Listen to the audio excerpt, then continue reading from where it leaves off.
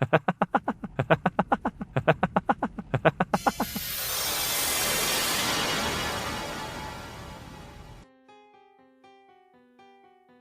vault is open. You're listening to The Haunted Headlines, your source for the stories making waves in the paranormal news. Sponsored by Ghostvillage.com at www.ghostvillage.com/news. Good evening, I'm Chris Balzano, and you're listening to The Haunted Headlines, Ghostvillage's weekly journey around the paranormal newswire to bring you the biggest stories affecting the ghost community. For the third consecutive Haunted Headlines, Florida makes an appearance, again stepping on the wrong side of the law. According to Hernando Today, Justin Wright was seen with 4 others exploring Spring Hill Cemetery in Brooksville, Florida, late last Saturday by police. The men claimed to be investigating the paranormal in one of the most famously haunted sites in their town, and they might have been let off with just a warning. The trouble was, when the deputy on the scene ran their names for warrants, it was discovered Wright was a newly released and registered sex offender with a 10 p.m. curfew. Wright had been arrested and is charged now with violation of probation, a felony.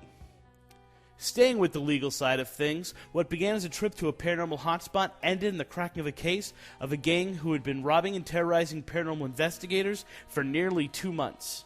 The Providence Journal reported this week a break-in at a haunted location, but there's a twist. Police arrested 5 men with weapons ranging from an axe to a BB gun in the famous Ladd School, long considered one of the most active abandoned schools in Rhode Island, if not all of New England. The men were there not to investigate, but to rob ghost hunters and others who choose the school as a hangout. The group was caught in the act, although they've been doing it several times since late February. 4 of the suspects were arraigned on 3 counts of first-degree robbery and 3 counts of conspiracy, while another was arraigned on 2 counts of first-degree robbery and 2 counts of conspiracy. All were just recently expelled from the local chapter of the job training program Job Corps, and had heard people like to go to the old school for the developmentally challenged because it was popular on ghost sites. And ending on an optimistic note tonight, we have the other side of the coin. Inside information from Ghostvillage News has a story of another investigation done the right way. A few months ago, we reported on a group from Ohio who had petitioned and won the right to investigate Wood County Historical Center, a building which may soon be set to be demolished. The group was allowed in under the cover of secrecy to protect the integrity of the investigation and the location, but was recently written about in the Toledo Blade.